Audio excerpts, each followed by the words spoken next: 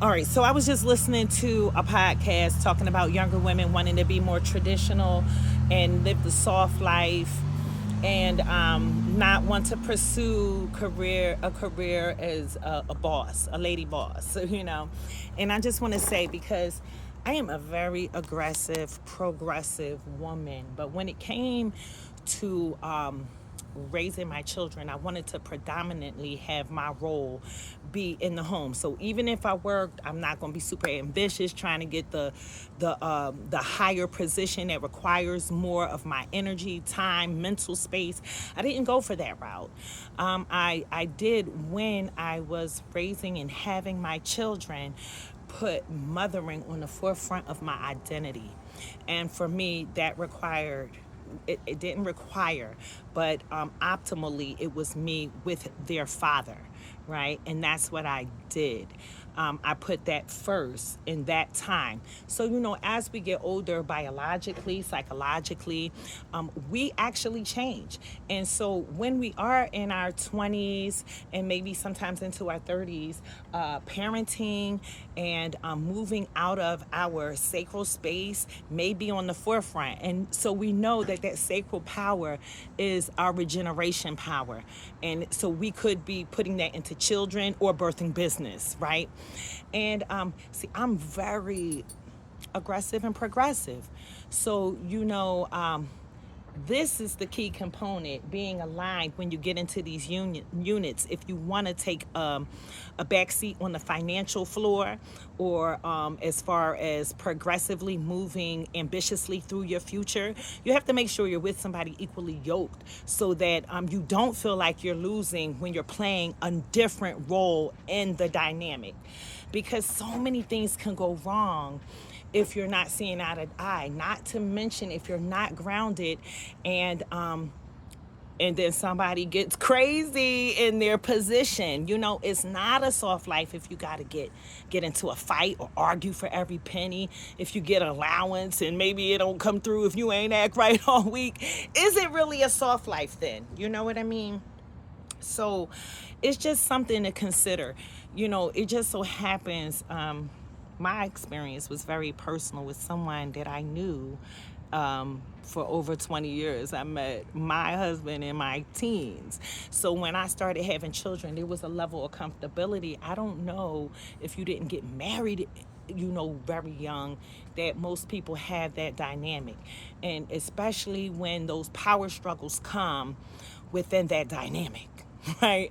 I know people that couldn't turn their lights on in the morning because boy was paying the bills, or listen to certain music because it caused him, whatever. There's a lot of things that come with that.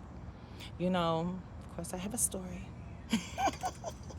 you know, and he hates when I tell this story. It's about the ice cream, though. And I was pregnant, and I had a baby that was still breastfeeding, and I was pregnant, and we were in the store, and I wasn't working at the time because I had a middle school child, a baby, and pregnant. And even if I did work, it wasn't full time. I mean, I wasn't working that much at the time, and we were at the store, and I put vanilla ice cream in the cart, and he's like, nobody but you like vanilla ice cream. And I said, okay. So it was no more discussion for me. And we get at the register, and he says something like, I'm not getting that ice cream. I said, who the hell ain't getting this ice cream?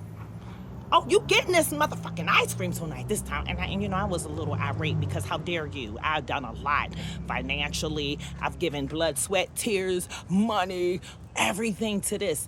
You can't tell me no. I don't tell you no. You can't tell me no. Not over no $5 ice cream. And I went ape shit at that register. And he was so embarrassed. He bought that motherfucking ice cream. We didn't have no more conversations about it. But the gall.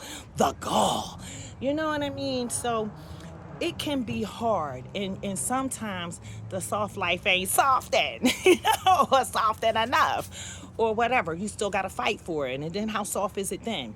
And I'm not saying that because that was on the small end of it, because I got my damn ice cream and I had to do very little to get it, raise my voice once. But this isn't a dynamic that I was very comfortable in, with somebody I knew more life than didn't. More of my life and our lives. We grew together, even if it wasn't in a couple's dynamic the whole time. I felt very comfortable. So, but there are people who have to take the back seat to their own personal comfortability.